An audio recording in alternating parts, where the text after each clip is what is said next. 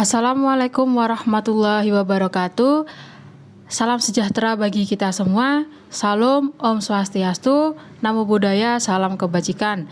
Selamat pagi Bapak dan Ibu dosen pengampu mata kuliah Ekonomika Mikro 1 dan teman-teman yang saya banggakan. Sebelumnya izinkan saya Rika Dewi Widyaningrum sebagai pemandu diskusi pada pagi hari ini. Pada kesempatan kali ini kami memaparkan materi production function atau fungsi produksi. Di sini saya bersama kelompok 5 yang beranggotakan 5 orang dan bisa dilihat di layar. Baik, yang selanjutnya saya persilahkan untuk presentasi pertama memaparkan materi. Baik, yang pertama, definisi atau pengertian dari fungsi produksi. Fungsi produksi didefinisikan sebagai hubungan teknis antara input dengan output yang mana hubungan ini menunjukkan output sebagai fungsi dari input. Fungsi produksi dalam beberapa pembahasan ekonomi produksi banyak diminati dan dianggap penting karena yang pertama, fungsi produksi dapat menjelaskan hubungan antara faktor produksi dengan produksi itu sendiri secara langsung dan hubungan tersebut dapat lebih mudah dimengerti. Lalu yang kedua, fungsi produksi mampu mengetahui hubungan antara variabel yang dijelaskan atau Q kapital dengan variabel yang dijelaskan atau X kapital serta sekaligus mampu mengetahui hubungan antar variabel penjelasannya antara X dengan X yang lain. Secara sistematis sederhana, fungsi produksi dapat ditulis sebagai berikut. Output sama dengan F kecil atau input, Q kapital sama dengan F kecil atau X1, X2, X3, dan seterusnya. Di mana Q sama dengan output, XI sama dengan input yang digunakan dalam proses produksi, I sama dengan 1, 2, 3, dan seterusnya. Input yang digunakan dalam proses produksi antara lain adalah modal, tenaga kerja, dummy, dan lain sebagainya. Dalam ilmu ekonomi, output dinotasikan dengan Q kapital, sedangkan input atau faktor produksi yang digunakan biasanya untuk penyederhanaan terdiri dari input kapital atau K kapital dan tenaga kerja atau L kapital. Dengan demikian, Q kapital sama dengan F kecil, kurung buka K, L, kurung tutup. Dipandang secara makro, meningkatnya jumlah produksi berarti akan meningkatkan kesempatan kerja. Peningkatan kesempatan kerja akan meningkatkan pendapatan. Peningkatan pendapatan akan mendorong permintaan hasil produksi. Apabila itu terus berlangsung, berarti terjadi pertumbuhan ekonomi nasional dan masyarakat pun akan semakin makmur. Tentu saja untuk pertumbuhan ekonomi tersebut harus memperhatikan pertumbuhan penduduk. Yang selanjutnya, tujuan produksi. Tujuan secara nasional adalah untuk memenuhi kebutuhan dalam rangka mencapai kemakmuran masyarakat. Lalu tujuan yang lain sebagai berikut. Yang pertama, memenuhi kebutuhan manusia. Manusia memiliki beragam kebutuhan terhadap barang dan jasa yang harus dipenuhi dengan kegiatan produksi, apalagi jumlah manusia yang terus bertambah. Lalu yang kedua, mencari keuntungan atau laba. Dengan memproduksi barang dan jasa, produsen atau orang yang memproduksi berharap bisa menjualnya dan memperoleh laba sebanyak-banyaknya. Lalu yang ketiga, menjaga kelangsungan hidup perusahaan. Dengan memproduksi barang dan jasa, produsen akan memperoleh pendapatan dan laba dari penjualan produknya yang dapat digunakan untuk menjaga kelangsungan hidup perusahaan termasuk kehidupan para karyawan. Yang keempat, meningkatkan mutu dan jumlah produksi. Produsen selalu berusaha memuaskan keinginan konsumen. Dengan berproduksi, produsen mendapat kesempatan melakukan uji coba atau eksperimen untuk meningkatkan mutu sekaligus jumlah produksinya agar lebih baik dari produksi sebelumnya. Yang kelima, mengganti barang-barang yang aus dan rusak karena dipakai atau karena bencana alam. Semua itu diganti dengan cara memproduksi barang yang baru. Yang keenam, memenuhi pasar dalam negeri. Yang ketujuh, meningkatkan kemakmuran. Dan yang terakhir, memperluas lapangan usaha. Selanjutnya, faktor produksi. Faktor produksi merupakan semua hal yang dibutuhkan dalam kegiatan produksi. Faktor-faktor produksi atau input akan melalui proses sedemikian rupa sehingga dapat menghasilkan suatu output. Tentunya dalam mencapai tujuan kegiatan produksi membutuhkan faktor-faktor produksi untuk menghasilkan produk baik barang atau jasa. Terdapat 4 faktor produksi yaitu sumber daya alam, sumber daya manusia, modal, dan wirausaha. Dari 4 faktor tersebut, terdapat 2 faktor produksi asli dan 2 faktor produksi turunan. Faktor produksi asli meliputi sumber daya alam dan sumber daya manusia, sedangkan faktor produksi turunan meliputi modal dan kewirausahaan. Modal atau kapital, yaitu semua alat yang digunakan sebagai penunjang proses produksi. Sedangkan kewirausahaan atau entrepreneur, yaitu kemampuan pengusaha untuk mengolah faktor-faktor produksi sehingga dapat melakukan kegiatan produksi secara efektif dan efisien. Faktor produksi atau input tersebut akan diproses sehingga menghasilkan suatu output. Sumber daya alam atau tanah menghasilkan sewa, sumber daya manusia menghasilkan upah, modal menghasilkan bunga, dan wirausaha menghasilkan laba. Materi yang selanjutnya yaitu total product. Total product atau produksi total adalah jumlah output yang dihasilkan atas penggunaan faktor produksi tenaga kerja. Secara sistematis, total product akan maksimum jika turunan pertama dari fungsi atau MP nilainya sama dengan 0. Untuk menghitung nilai produksi total yaitu TP sama dengan F dikali K, L. TP sendiri yaitu produksi total, F adalah fungsi, K adalah capital atau modal, L adalah labor atau tenaga kerja. Yang selanjutnya yaitu marginal product. Marginal product atau produksi marginal adalah tambahan output yang dihasilkan karena menambah satu unit faktor produksi. Inti produksi marginal adalah melihat besarnya tambahan output atau perubahan output setelah menambah satu input tenaga kerja. Untuk menghitung nilai produksi marginal yaitu MP sama dengan TP aksen sama dengan delta TP dibagi delta L. MP yaitu produksi marginal, TP yaitu produksi total, TP aksen yaitu turunan pertama dari produksi total, dan L adalah tenaga kerja. Kemudian average product. Average product atau produksi rata-rata adalah rata-rata jumlah yang diproduksi oleh setiap unit faktor produksi. Inti pada produksi rata-rata ini adalah nilai rata-rata hasil produksi untuk setiap input tenaga kerja. Untuk menghitung nilai produksi rata-rata, yaitu AP sama dengan TP dibagi L.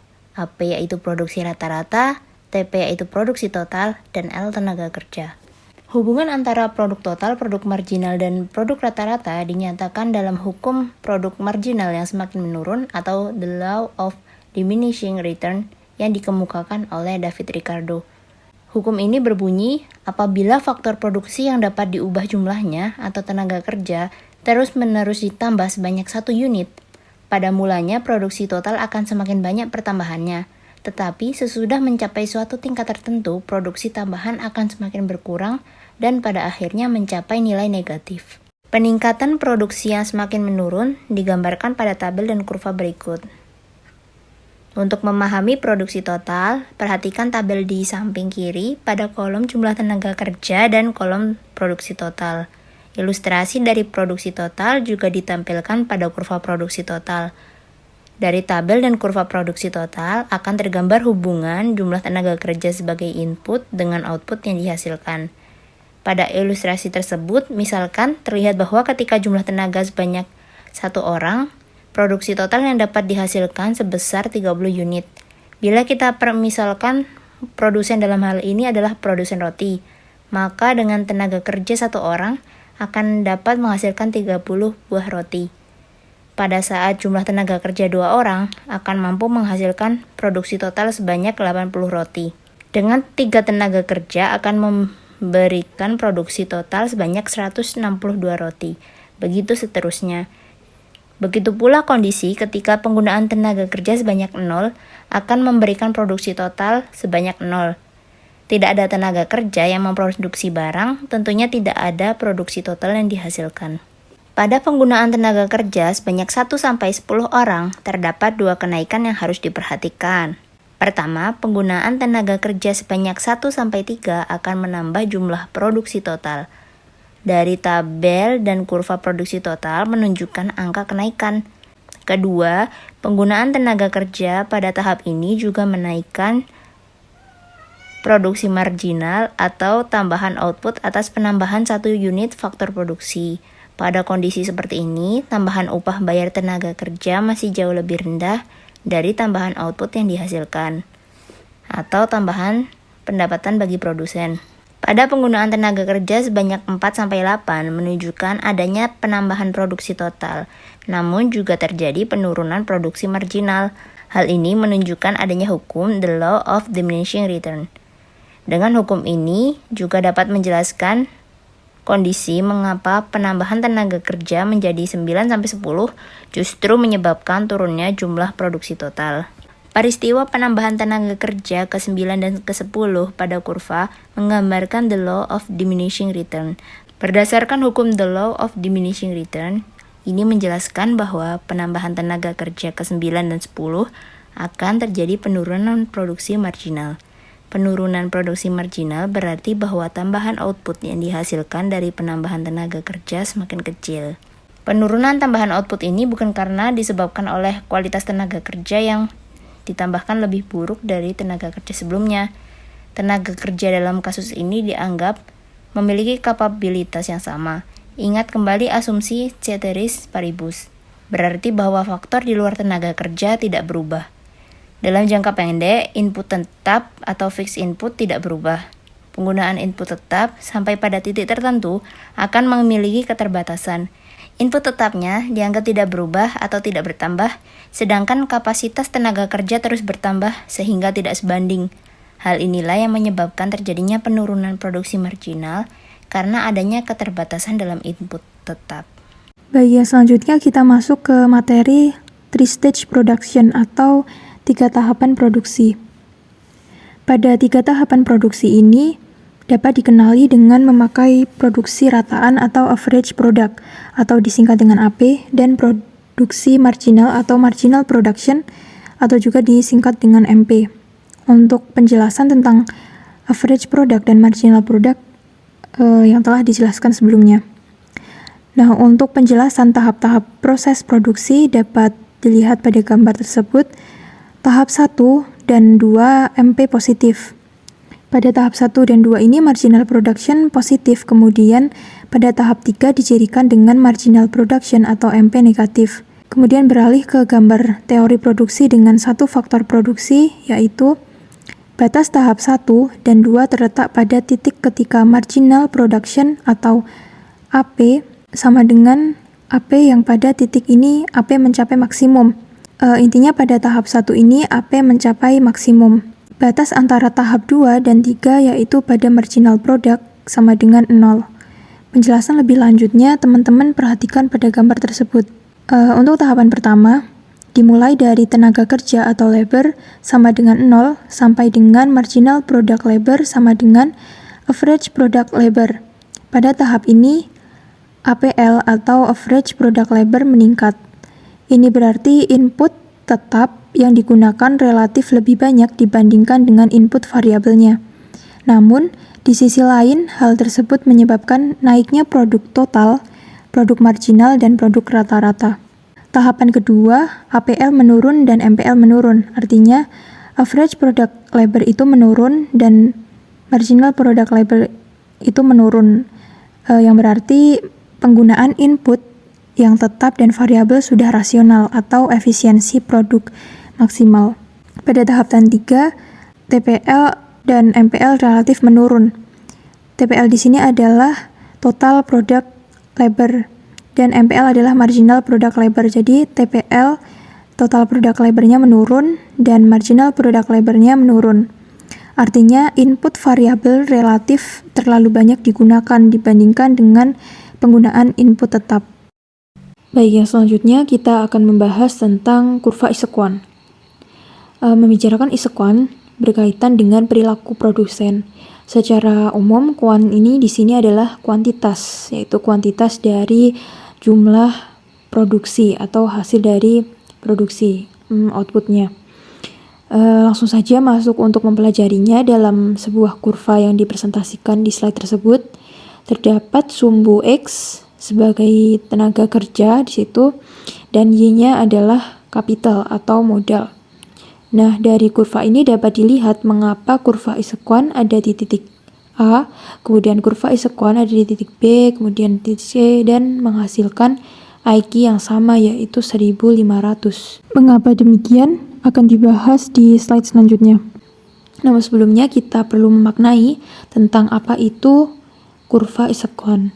Kurva isequant ini adalah kurva yang menggambarkan gabungan antara tenaga kerja dan modal yang akan menghasilkan jumlah produksi yang sama. Masuk ke slide selanjutnya. Nah, di situ ada gambar 2. Terdapat pergeseran kurva dari IQ1 ke IQ2, kemudian ke IQ3. Sebenarnya apa yang mengakibatkan kurva isequant ini bergeser ke kanan? Jadi semakin ke kanan, kurva isequant ini menandakan output produksi yang dihasilkan dari faktor produksi yang lebih. Jadi misal tenaga kerja yang meningkat. Kemudian untuk penjelasan tadi yang tentang titik A, B, C, D itu sebenarnya itu sama saja dengan misal kita memasukkan input, di situ inputnya adalah modal sebesar 6 dan tenaga kerjanya itu menghasilkan 1, kemudian itu adalah titik A. Sama saja dengan kita masukkan modal 3 dan tenaga kerjanya adalah 2. Nah, di situ menghasilkan titik B dengan output yang sebenarnya antara A dan B ini sama. Kemudian untuk ciri-ciri kurva isequant sebagai faktor produksi yaitu pertama, titik di sepanjang kurva itu menghasilkan output yang sama. Yang kedua, kurva isequant cembung ke titik origin, di mana titik origin ini adalah titik yang cembung terhadap 0. Kemudian ciri yang ketiga, semakin ke kanan, output yang dihasilkan itu lebih banyak. Yang mula-mula tadi kan ada IQ1, kemudian ke IQ2, dan seterusnya. Itu IQ1, misal IQ1 adalah nilainya 1000, atau outputnya 1000, kemudian bergeser ke kanan menjadi outputnya adalah 2000. Sama dengan titik ABC yang akan menghasilkan isequantnya sama. Kemudian ciri yang terakhir yaitu sumbu X dan Y menandakan input. Yang tertera di situ adalah input tenaga kerja dan kapital atau modal. Agar lebih mudah dipahami, teman-teman dapat mencoba menerapkan perhitungan isequant pada contoh slide berikut. Nah, ini tentang kombinasi produksi. Nah, asumsinya kombinasi dari produksi barang ini dengan modal dan tenaga kerja yang sama, kita akan mendapatkan output yang sama. Dengan modalnya 0, maka tenaga kerjanya 10, menghasilkan kuantitasnya 1000. Begitu juga dengan memasukkan modal 2, tenaga kerjanya 6, akan menghasilkan kuantitas 1000. Jadi apapun kombinasinya, di sini hingga kombinasi tenaga kerjanya 0 dan modalnya 5, hasil barang yang dihasilkan itu akan tetap 1000. Ini berarti kurva tersebut adalah kurva isequant dengan titik kombinasinya adalah A, B, C, dan D. Kemudian kita lihat kembali kurvanya dengan menghubungkan dengan faktor produksi. Nah, input X di situ adalah input pada garis horizontal, yaitu input X, kemudian garis vertikalnya adalah input Y. Kesimpulan umum yang membedakan antara isocost dan isequant ini adalah isocost itu berbentuk linear dan di dalam isequant itu lebih mirip dengan indifferent curve. Kemudian untuk perbedaan selanjutnya adalah kurva isequant ini menurun dari kiri atas ke kanan bawah, artinya solve-nya negatif, di mana solve negatif ini ketika kita menambah tenaga kerja sebagai input, maka modalnya harus dikurangi.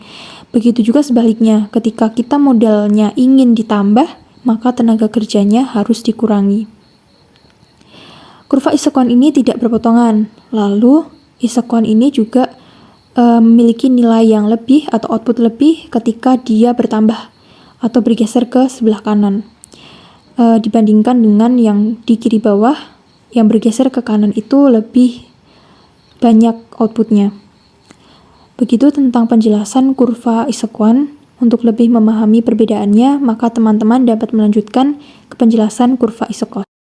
Berikutnya pembahasan mengenai slope dalam kurva isequant. Mengingat kembali bahwa kurva isequant merupakan kombinasi dari dua input produksi yang menghasilkan jumlah sama. Ke slide berikutnya. Namun di samping output dari isequant ini, tetap ada hal lain tentang slope pada input yang dapat digantikan. Teman-teman bisa melihat perubahan dari tiga kurva tersebut pada gambar A, B, dan gambar C. Slope isequant ini dikenal dengan istilah MRTS atau Marginal Rate of Technical Substitution, yaitu tingkat di mana tenaga kerja dapat digantikan dengan capital atau modal, sementara output konstan pada sepanjang isekuan yang sama. Maka dapat diperhatikan dalam gambar A, kurva isekuan pada gambar A merepresentasikan di mana Q3 lebih dari Q2 lebih dari Q1, di mana input X dan Y yang digunakan adalah tenaga kerja dan modal.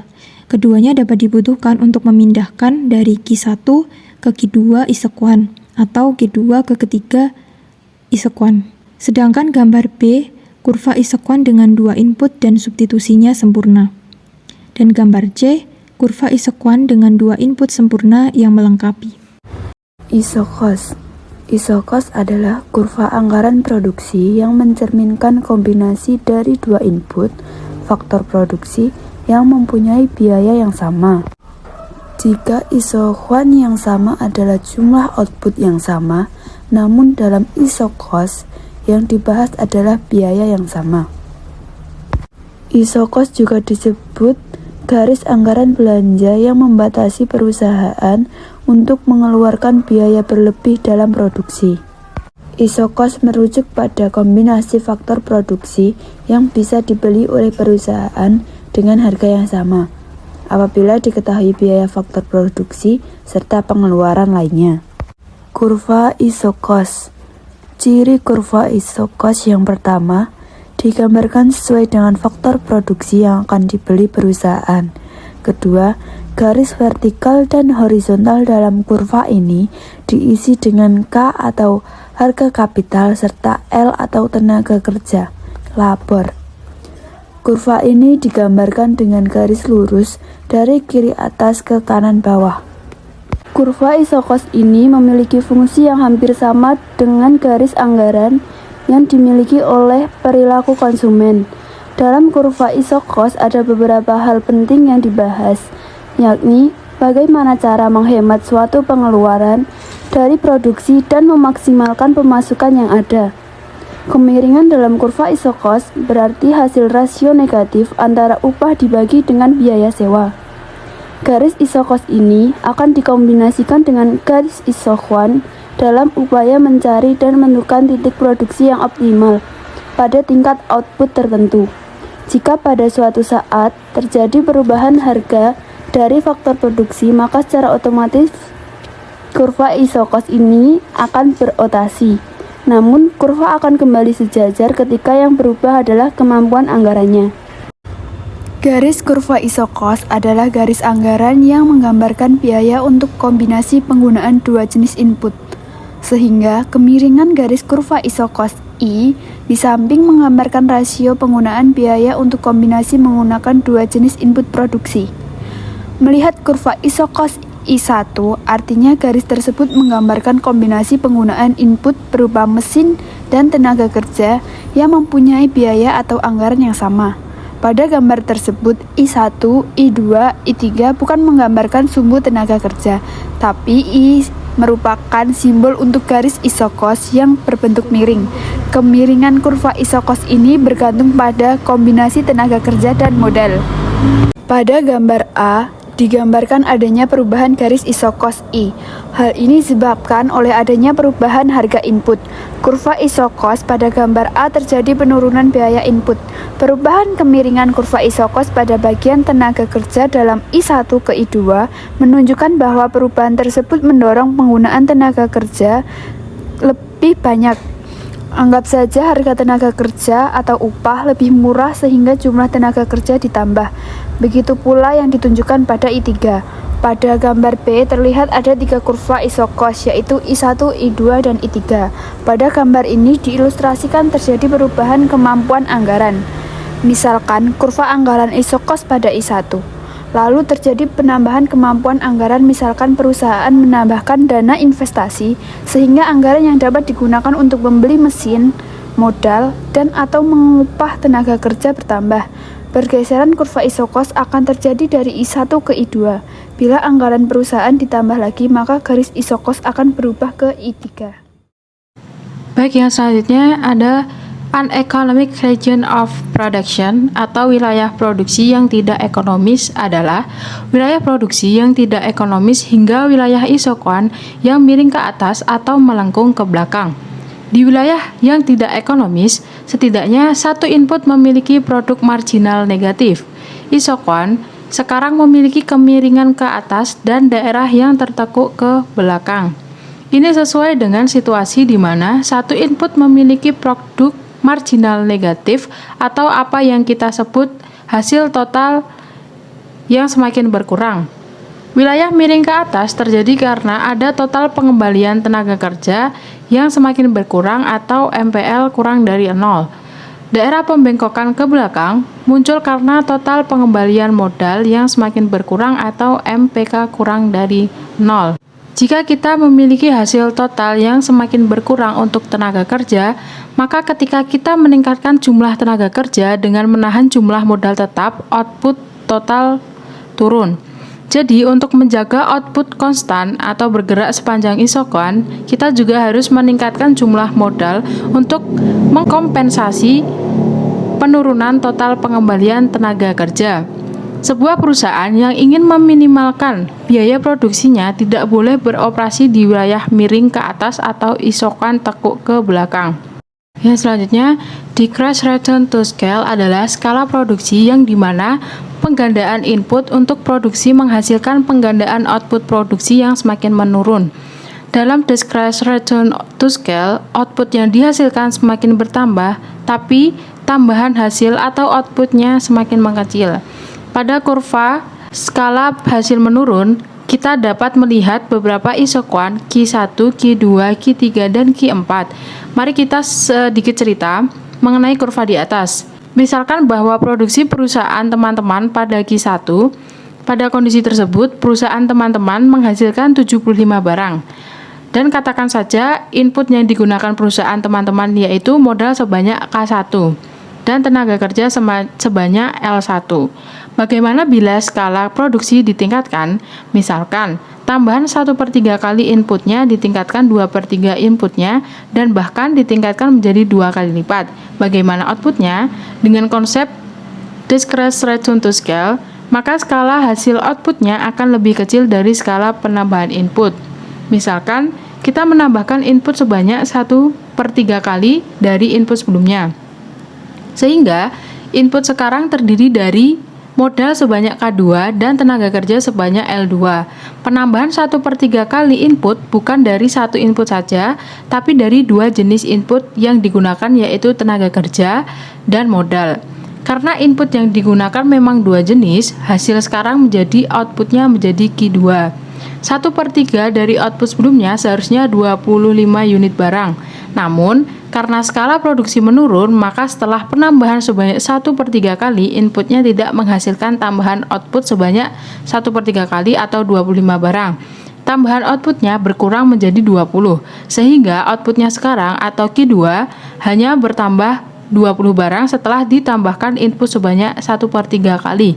Di sini dapat kita lihat bahwa tambahan outputnya menurun atau lebih kecil dari skala penambahan inputnya.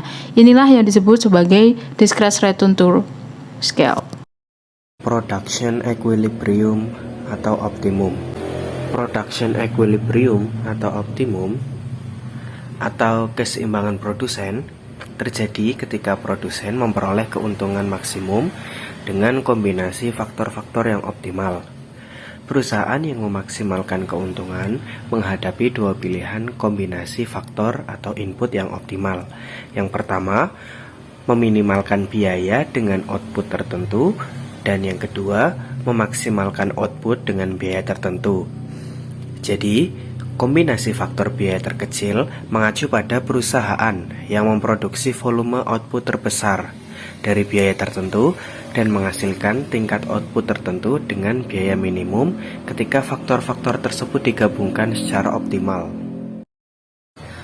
Selanjutnya adalah keseimbangan produsen akan digambarkan dengan persinggungan antara isokos dan isokuan. Persinggungan tersebut akan menggambarkan pilihan produsen. Persinggungan tersebut disebut juga least cost combination atau LCC yang menunjukkan kombinasi input terbaik. Next, berikut adalah kurva dari keseimbangan produsen. Untuk penjelasannya pada slide selanjutnya. Dari kurva di samping dapat dilihat bahwa bagaimana kita bisa menggunakan kurva isokuan dan garis isokos untuk menentukan producers equilibrium atau keseimbangan produsen. Berdasarkan kurva gambar di samping, kurva isokuan merepresentasikan target outputnya, misalnya yaitu 200 unit. Lalu garis isokos EF, GH, dan garis KP menunjukkan 3 kombinasi yang berbeda, yang mana kita dapat memanfaatkan total pengeluaran input seperti modal atau capital dan tenaga kerja atau labor. Kurva isokuan memotong di 3 titik garis, yaitu di titik R, M, dan titik T.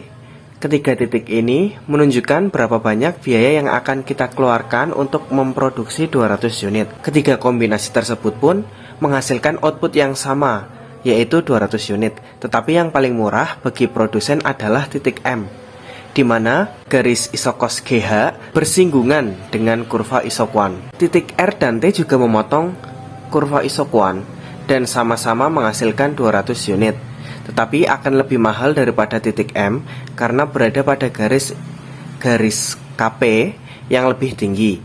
Pada titik R, produsen akan mengeluarkan lebih banyak modal dan tenaga kerja akan lebih mahal pada titik T. Jadi, titik M adalah titik keseimbangan produsen atau titik producers equilibrium. Titik M ini akan menghasilkan output yang sama, yaitu 200 unit, tetapi memiliki kombinasi yang lebih menguntungkan karena biayanya yang lebih murah. Oleh karena itu, produsen harus membelanjakan jumlah OC untuk modal atau capital dan jumlah OL untuk tenaga kerja atau labor.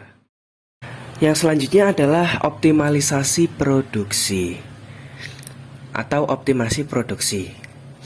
Optimasi atau optimalisasi produksi merupakan hal yang sangat penting dalam produksi karena dapat memaksimalkan keuntungan hasil produksi.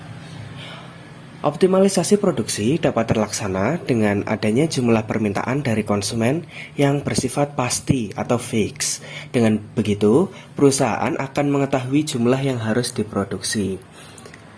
Nah, sebelum lebih lanjut, kita perkenalan dulu mengenai optimalisasi produksi ini. Next. Optimalisasi menurut Kamus Besar Bahasa Indonesia itu adalah hasil yang dicapai sesuai dengan keinginan. Jadi, optimalisasi merupakan pencapaian hasil sesuai harapan secara efektif dan efisien. Selain menurut KBBI, Winardi sendiri mengatakan bahwa optimalisasi adalah ukuran yang menyebabkan tercapainya tujuan. Sedangkan dipandang dari sudut usaha, optimalisasi sendiri adalah usaha memaksimalkan kegiatan sehingga mewujudkan keuntungan yang diinginkan atau dikehendaki. Jadi, berdasarkan dua definisi di atas, dapat disimpulkan bahwa optimalisasi adalah usaha yang dilakukan agar mendapatkan keuntungan sesuai harapan secara efektif dan efisien. Nah, optimalisasi yang dilakukan secara efektif dan efisien ini akan menghasilkan keuntungan yang baik. Optimalisasi yang dilakukan yaitu pada saat proses produksi. Lalu, kenapa sih perlu dilakukan optimalisasi produksi? Optimalisasi produksi ini tuh perlu dilakukan, tujuannya adalah untuk meminimalkan biaya yang diperlukan atau untuk memaksimalkan keuntungan yang diinginkan. Optimalisasi yang dilakukan yaitu pada saat proses produksi, karena dengan produksi yang efektif dan efisien, maka menghasilkan produk yang sesuai dengan apa yang diinginkan. Selain itu juga, optimalisasi proses produksi sebuah perusahaan itu sangat penting karena berdampak langsung terhadap keuntungan yang akan diperoleh. Apabila proses produksi optimal, maka perusahaan dapat memaksimalkan keuntungan. Lalu, bagaimana sih optimalisasi produksi bisa dicapai? Optimalisasi produksi bisa dicapai dengan meningkatkan produktivitas, sehingga tingkat efisiensi akan menjadi tinggi dan berdampak pada produk yang dihasilkan akan menjadi tinggi, sehingga rencana produksi atau target produksi dapat dicapai dengan tepat. Begitu kurang lebihnya, teman-teman. Dari pemaparan materi kali ini, kelompok 5 mengambil beberapa referensi dari e-jurnal. Baik, mungkin itu saja yang kelompok 5 dapat sampaikan, dan jika ada yang ditanyakan atau didiskusikan, dipersilahkan berkomentar di lapak grup Facebook yang telah disediakan. Terima kasih, mohon maaf apabila terdapat kesalahan baik penulisan maupun pengucapan dari kelompok 5. Wassalamualaikum warahmatullahi wabarakatuh.